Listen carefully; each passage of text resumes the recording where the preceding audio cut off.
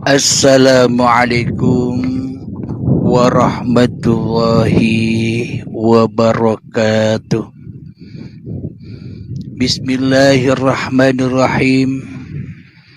Ashhadu an la ilaha illallah wa ashhadu anna Muhammadar Rasulullah. Allahumma salli ala sayyidina Muhammad wa ala ali sayyidina Muhammad. Rabbi israh li sadri wa yassir li amri wahlul 'uqdatam min lisani yafqahu qawli. Amin. Bismillahirrahmanirrahim. Salam hormatku, salam ta'zimku buat para sahabat-sahabatku tercinta dimanapun Anda berada, baik yang ada di dalam ataupun yang ada di luar negeri. Semoga kita semua senantiasa di dalam lindungan Allah Subhanahu wa Ta'ala di dalam setiap apapun yang kita hadapi di dalam kehidupan ini. Amin ya rabbal alamin. Sebelum kita awali kajian di siang yang indah ini di lokasi Pantai Lampuuk, Banda Aceh, kajian kami beri judul Aku Menyaksikan Aku. Apa maknanya? Selama ini di dalam kehidupan ini yang ada, yang wujud, yang nyata, yang hidup di dalam hati kita hanyalah aku, diri manusia kita sendiri. Walhasil seluruh apapun yang kita lakukan, walhasil seluruh apapun yang kita gerakkan, walhasil seluruh apapun yang kita rasakan, walhasil seluruh apapun yang kita pandang, walhasil seluruh apapun yang kita dengar, semua berpulang kepada aku, diri kita sendiri.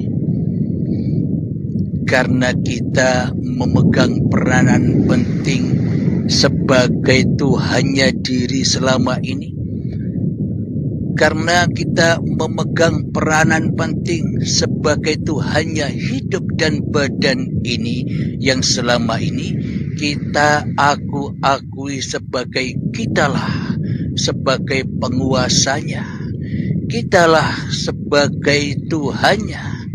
Kitalah yang memegang kendali pemerintahan di dalam kehidupan dan badan ini. Alhamdulillahirabbil alamin. Jadi pasti tanpa kita sadari, meskipun di dalam memandang apapun dan segala sesuatu, kita memandang sebagaimana bentuk-bentuk makhluk yang ada di dunia ini ataupun apa-apa bentuknya, seperti memandang gunung, memandang pantai, memandang lautan, memandang pasir, memandang apapun, pasti roji'unya meskipun itu laut, yang kita pandang laut, tapi hakikatnya tak ada lautnya selain aku. Jadi laut itu sebenarnya bukan laut, tapi aku. Karena bila tak ada aku, maka tak ada laut. Gunung pun demikian. Seolah-olah saja kelihatannya gunung yang kita pandang, akan tetapi sejatinya gunung itu adalah aku. Jadi nama gunung sudah hancur lebur, tapi nama gunung berganti nama aku. Karena tanpa aku, gunung itu tak ada. HP yang kita pegang tiap hari, seolah-olah itu HP. Namanya HP. Tapi sejatinya, HP itulah aku. Tanpa aku, HP tak ada.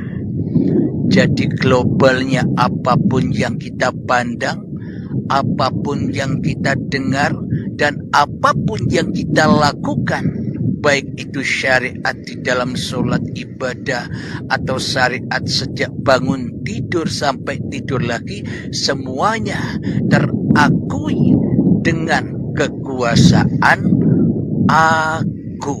Namanya sesungguhnya tak lain adalah aku, apapun sesebutannya. Air minum yang kita pandang ini sebenarnya bukan air minum, tapi sesungguhnya adalah aku. Inilah yang dimaksud makna kemanapun aku memandang, aku bertemu, aku. Kemanapun aku menyaksikan, aku menyaksikan aku. Kemanapun apapun yang terdengar di dalam telinga kita, yang terdengar pun ya juga aku. Apapun yang terfikir oleh otak kita, apapun isi pikiran kita, sebenarnya itu pun juga aku. Apapun bolak-baliknya hati kita selama ini pun juga aku. Jadi tiada aku tanpa aku. Jadi sebenarnya laut tak ada, yang ada hanya aku. Sebenarnya gunung tak ada, yang ada hanya aku. Bila ditembus gunung itu, tak ada yang lain kecuali aku. Kenapa? Karena akulah yang bisa menyaksikan gunung. Tiada nama lain lautan atau pantai ini juga aku. Karena tanpa aku, mana mungkin lautan dan pantai ini bisa terwujud. Jadi nama sesebutan-sesebutan yang ada pada apa-apa, nama sesebutan yang ada pada siapa-siapa, semua itu kembalinya ke aku. Karena aku yang bisa menampakkan segala sesuatu. Karena aku yang bisa mewujudkan segala sesuatu. Karena aku yang bisa memandang segala sesuatu. Dan karena akulah yang bisa menyaksikan segala sesuatu apapun itu.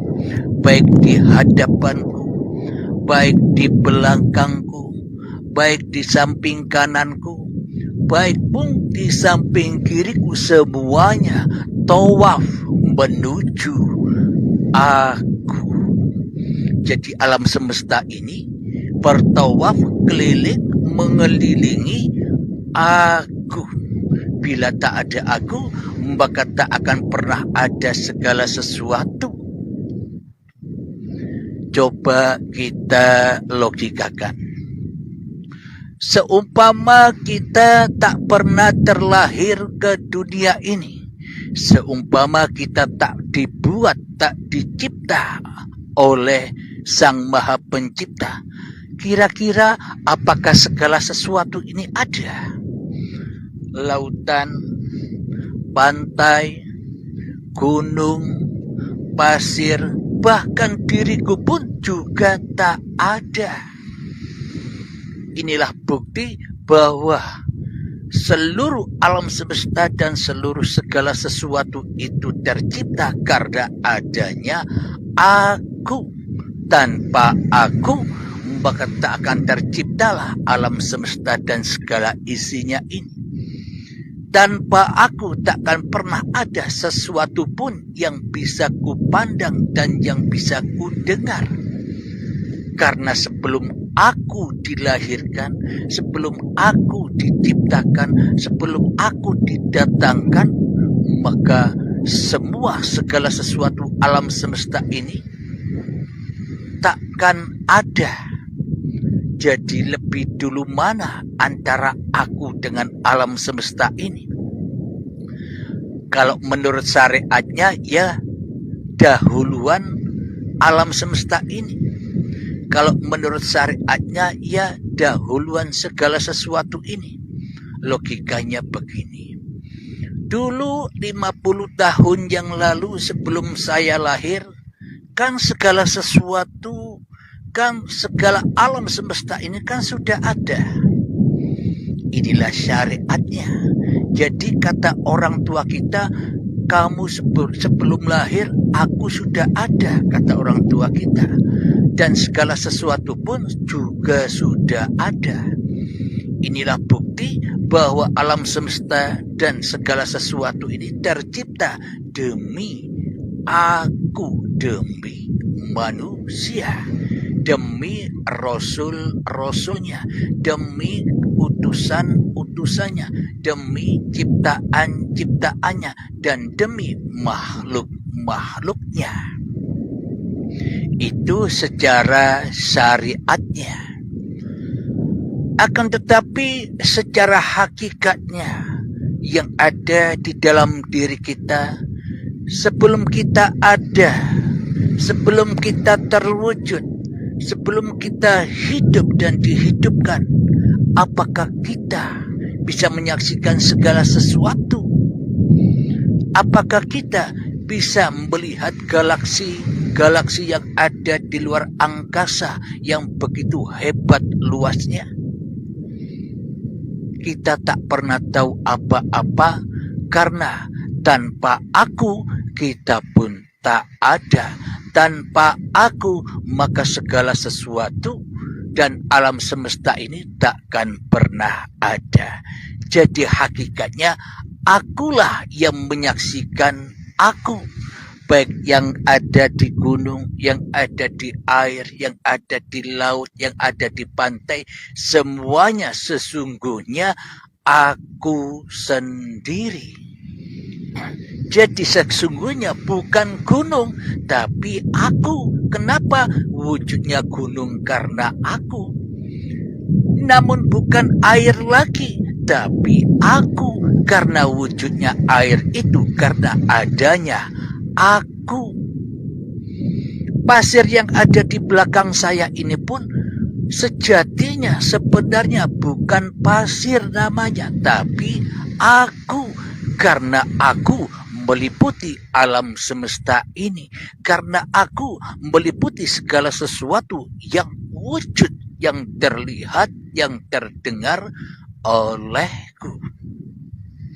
Alhamdulillahirabbil alamin. Semoga saya dan semoga kita semua dapat dipahamkan oleh Allah. Amin ya rabbal alamin.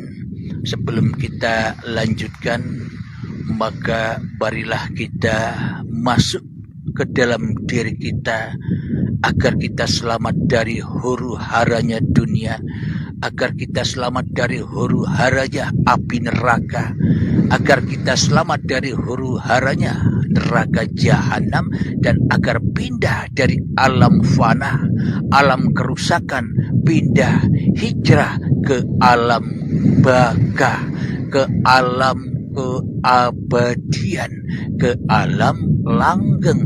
Alamnya siapa? Alamnya uripe Allah.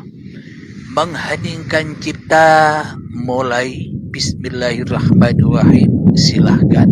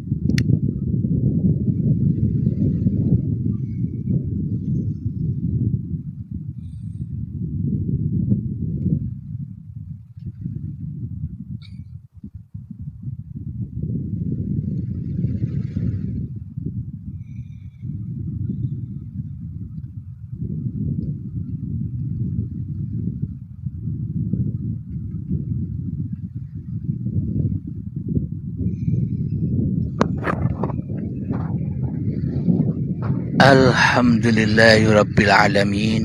Mengheningkan cipta selesai. Bismillahirrahmanirrahim. Kita lanjutkan kembali.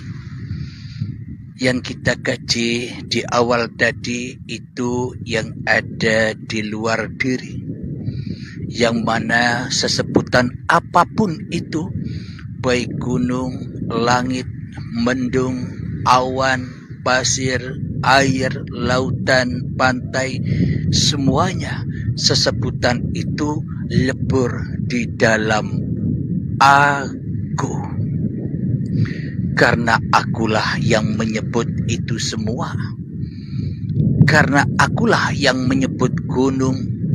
Karena akulah yang menyebut pantai. Karena akulah yang menyebut lautan. Karena akulah yang menyebut manusia. Karena akulah yang menyebut tumbuh-tumbuhan. Karena akulah yang menyebut hayawan. Semuanya intinya berpulang rojiun kepada aku. Jadi sebenarnya di dalam gunung kita bertemu diri kita sendiri. Seolah-olah kita berkaca. Jadi sudah bukan gunung lagi yang terlihat, tapi aku, meskipun gambarnya gunung. Jadi ibaratkan kita berkaca melihat lautan, sudah tidak bertemu lautannya, akan tetapi sudah bertemu aku di dalam lautan itu. Meskipun namanya lautan, meskipun bentuknya lautan, tapi tak ada aku tanpa aku. Tak ada lautan tanpa aku. Tak ada pegunungan tanpa aku. Tak ada pasir tanpa aku. Dan tak ada semua apapun yang disebut-sebut manusia tanpa aku. Inilah yang dimaksud. Kemanapun kau hadapkan wajahmu, kemanapun kau hadapkan arah pandangan matamu, dan kemanapun kau hadapkan arah pendengaran telingamu, dan kemanapun arah hatimu, bolak-baliknya hatimu pasti pulang kepada aku. Itu yang ada di luar diri kita. Selanjutnya kita kaji yang ada di dalam diri kita.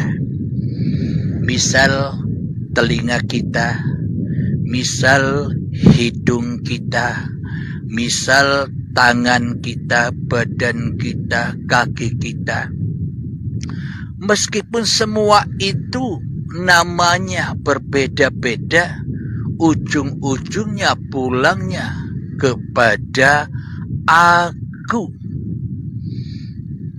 Hidungku, wajahku, kepalaku, telingaku, leherku, mulutku, tanganku, kakiku, dan sebagainya kembali kepada ku.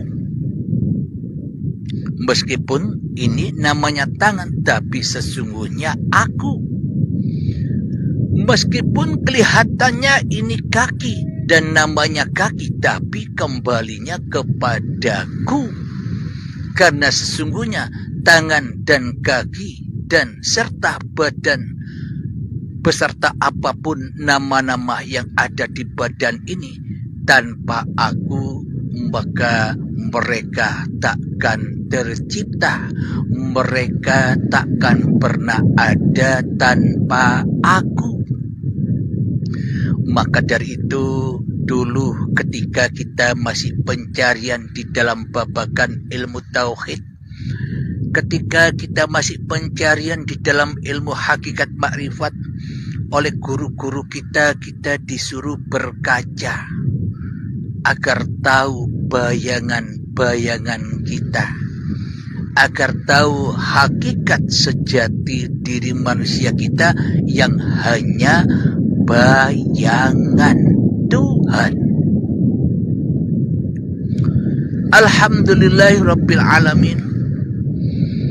Berjalan kemanapun kaki ini melangkah, kelihatannya yang melangkah kaki, tapi pada intinya, pada sejatinya, pada yang sesungguh-sungguhnya bukan kaki lagi yang berjalan, tapi aku yang berjalan. Meskipun kelihatan tangan ini selalu bergerak mengikuti mengikuti perintah aku, tangan ini menjadi rasul-rasulnya aku, tangan dan kaki ini menjadi utusan-utusan aku, tangan dan kaki ini menjadi pesuruh-pesuruh aku.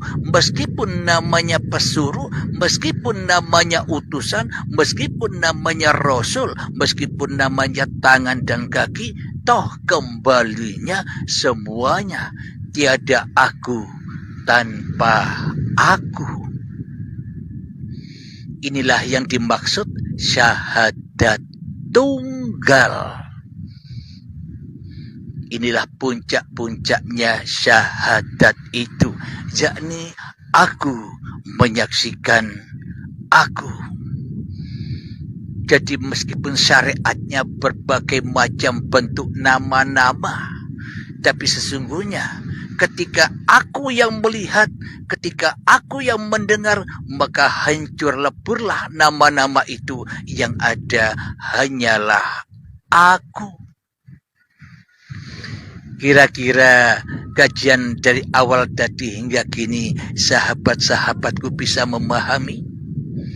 Mudah-mudahan Anda semua bisa memahaminya. Terutama bagi yang sudah berbaiat pasti paham.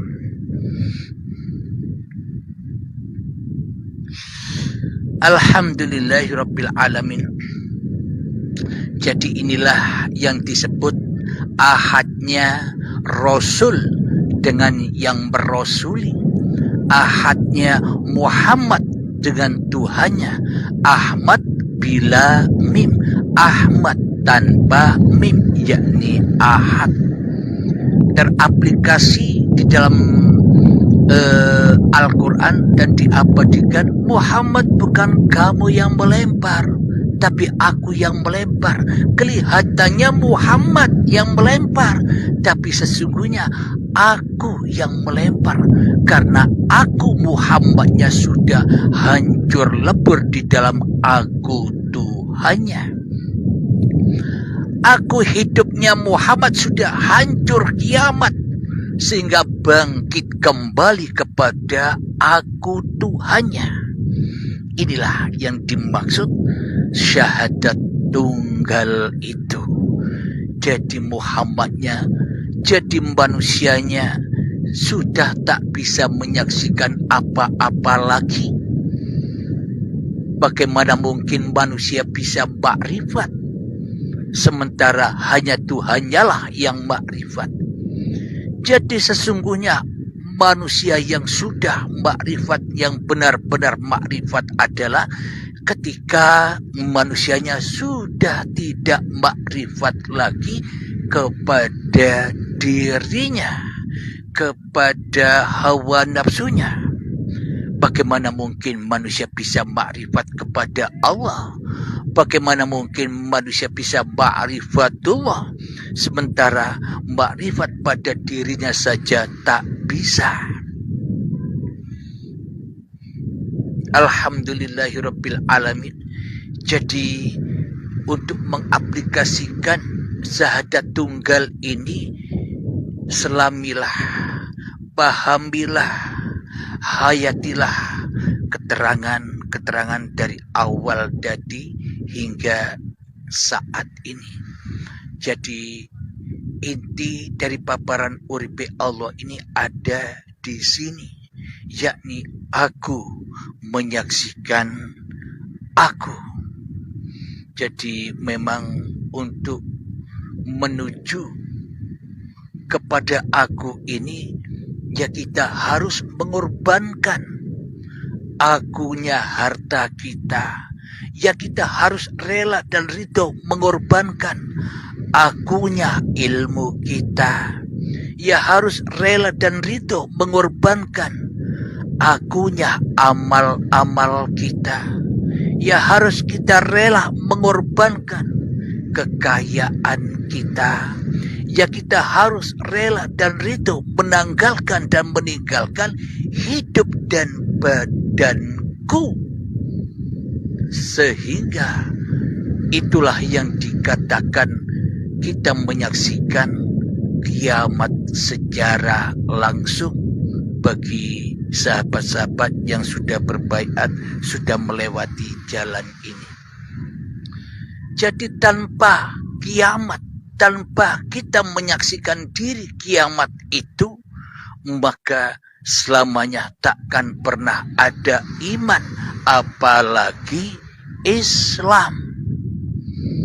Jadi disinilah terbongkarnya bahwa rukun iman yang kelima, yakni iman kepada hari kiamat atau iman kepada hari akhir, itu bukan hanya percaya doang kepada kiamat kubro yang katanya langit dan bumi dipertemukan dan dihancurkan. Bukan itu iman kepada hari kiamat.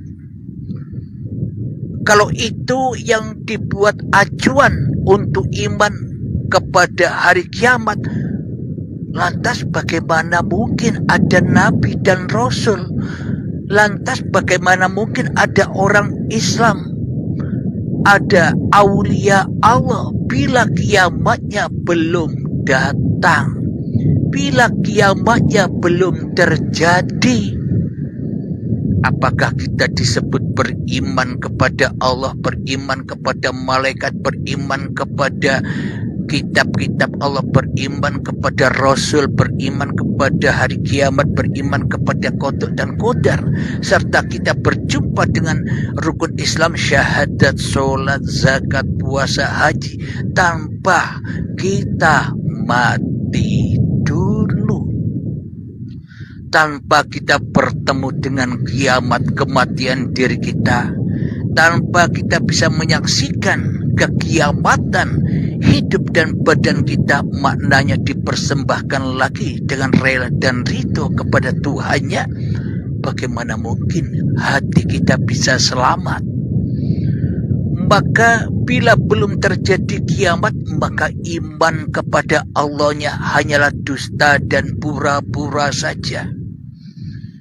Bila belum kedatangan kiamat di dalam hatinya, maka iman kepada malaikatnya hanya angan-angan pura-pura dan kedustaan saja. Bila belum kedatangan hari kiamat kubro di dalam hatinya, maka tak akan pernah ada kebangkitan. Mana mungkin bisa beriman kepada kitab-kitabnya Allah? Bila belum kiamat, mana mungkin bisa beriman kepada rasul-rasulnya Allah? Bila belum kiamat, bagaimana mungkin kita bisa bertemu dengan qada dan qadarnya Allah? Selama ini qada dan qadar itu kita akui sebagai qada dan qadarnya hawa nafsu kita sendiri. Semua jatuh rojiun kepada kita yang berkuasa atas qada dan qadar, atas apapun yang mengalami kita, apapun yang kita kerjakan selama ini. Maka kehidupan, maka semuanya penuh dengan kepalsuan. Imannya palsu, syahadatnya palsu, sholatnya palsu, zakatnya palsu, puasanya palsu, dan selama ini kita tak pernah berpuasa meskipun kita full puasa di dalam Ramadan tiap tahun, tapi sejatinya kita tak pernah puasa. Kenapa? Karena kita tidak ada imannya, karena kita tidak ada Tuhannya. Gai Tuhan karpe dewe, mentuhankan diri kita sendiri, maka hancur leburlah iman dan Islam itu. Maka semuanya pasti tersesat iman kepada iblis dan setan yang selama ini telah lama sudah kita jadikan pemimpin hati kita sendiri selama ini, sehingga yang ada di dalam hati kita hanyalah akunya iblis, akunya setan, akunya hawa nafsu kita sendiri.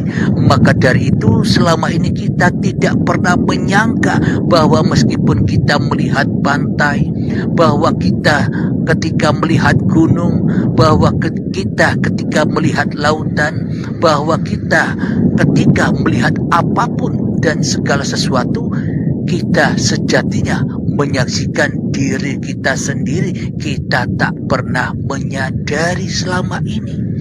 Kenapa? Karena kita selama ini hanya bermain-main saja di dalam kehidupan ini, melupakan Tuhannya, melupakan penciptanya, melupakan yang membuatnya, melupakan yang menjadikannya. Seolah-olah kita selama ini kan jadi sendiri. Seolah-olah selama ini kan kita hidup sendiri. Seolah-olah selama ini kan kita punya badan sendiri.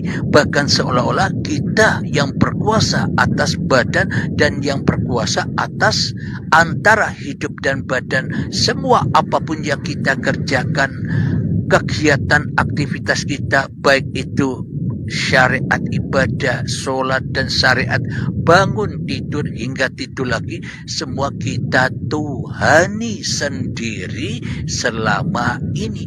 Maka takkan pernah bisa bertemu aku yang sejati, tapi bertemu dengan aku yang palsu. Maka takkan pernah bisa menyebut aku kecuali hanya hati kita tersesat kepada nama-nama gunung, hati kita tersesat kepada nama lautan, hati kita tersesat kepada nama pantai, hati kita tersesat kepada nama pasir, dan hati kita tersesat kepada nama manusia dan seluruh nama-nama makhluk yang kita sebut selama ini. Jadi kita tak pernah bisa bertemu aku di dalam segala sesuatu, akan tetapi kita tersesat di dalam banyaknya sesuatu. Itulah yang dimaksud neraka jahanam.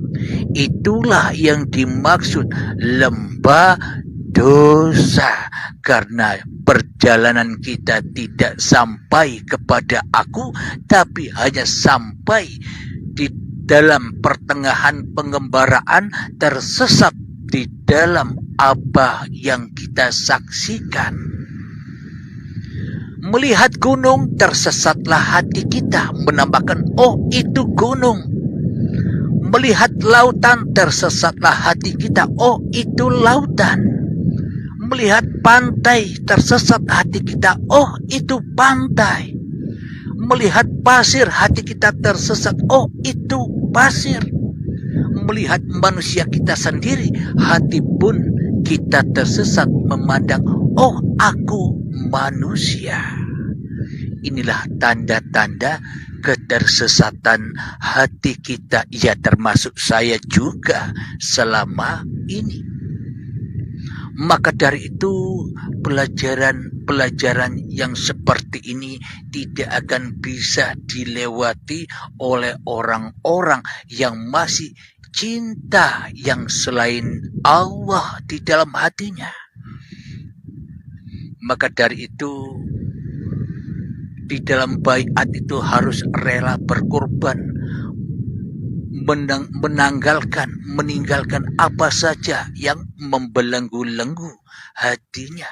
Semuanya kita berangkat kepada Tuhan, kita menuju Tuhan dengan telanjang bulat seperti kita datang saat bayi dahulu. Saat bayi dahulu kita tidak tahu apa-apa, jangankan membawa apa-apa, tahu apa-apa saja tidak. Dan tidak terakui segala sesebutan dan segala sesuatu yang kita pandang ketika kita masih bayi. Yang ada saat kita masih bayi, yang ada hanyalah aku uripe Allah. Alhamdulillahirabbil alamin. Semoga saya dan kita semua senantiasa diberikan petunjuk oleh Allah, diberikan hidayah oleh Allah untuk memahami, meskipun paham, meskipun belum sampai mengaplikasikan, yang penting paham dulu. Tanpa paham, bagaimana mungkin bisa mengaplikasikan?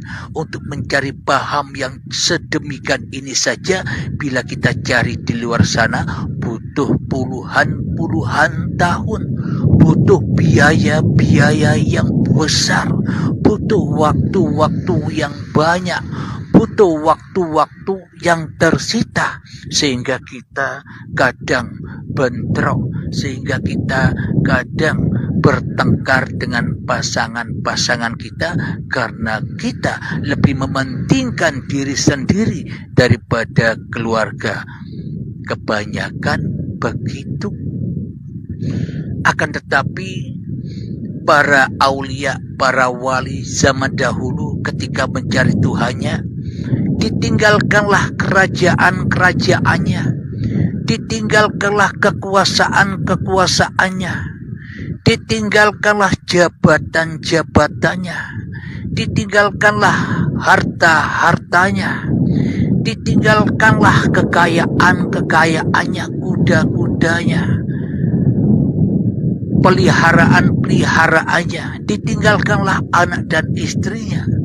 Ia pergi seorang diri, meninggalkan semuanya demi mencari Tuhannya. Para aulia, para wali zaman dahulu begitu. Karena memang syaratnya harus begitu. Akan tetapi pada zaman modern ini, terutama di paparan uripe Allah, janganlah begitu. Bukan masanya lagi.